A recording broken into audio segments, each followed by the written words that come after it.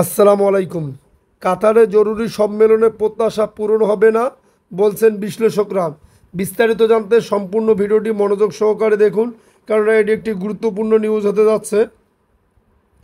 কাতারের দোহায় অনুষ্ঠিত জরুরি সম্মেলন থেকে ইসরায়েলের বিরুদ্ধে কার্যকর কোনো পদক্ষেপ নেওয়ার বিষয়ে জনসাধারণের প্রত্যাশা পূরণ হবে না বলে মন্তব্য করেছেন দোহা ইনস্টিটিউট অব গ্র্যাজুয়েট স্টাডিজের মিডিয়া স্টাডিজের অধ্যাপক মোহাম্মদ এল মাসরি। তিনি বলেন, সম্ভাব্য পদক্ষেপগুলোর মধ্যে থাকতে পারে সামরিক জোট গঠন, অর্থনৈতিক নিষেধাজ্ঞা, ইসরায়েলি বিমান চলাচলের জন্য আকাশসীমা বন্ধ করে দেওয়া কিংবা আব্রাহাম অ্যাকর্ড থেকে প্রত্যাহার। তবে সম্মেলনের আগে যে ধরনের প্রত্যাশা তৈরি হয়েছে তা সম্ভবত কিছুটা বেশি হয়ে গেছে।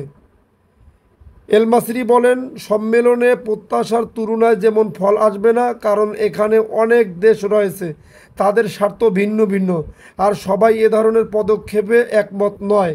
তিনি আরও বলেন, আব্রাহাম অ্যাকর্ডের মাধ্যমে ইসরায়েলের সঙ্গে সম্পর্ক স্বাভাবিক করার সিদ্ধান্ত যে ভুল ছিল তা এখন পরিষ্কার হওয়া উচিত, কিন্তু তবুও দেশগুলো এই চুক্তি থেকে বেরিয়ে আসবে বলে তিনি খুব একটা আশা করছেন না।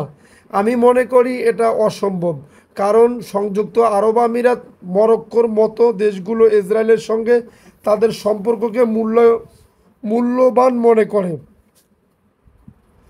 যদি আপনাদের নিউজটি ভালো লাগে তাহলে অবশ্যই আমাদের চ্যানেলটি সাবস্ক্রাইব করে পাশে থাকা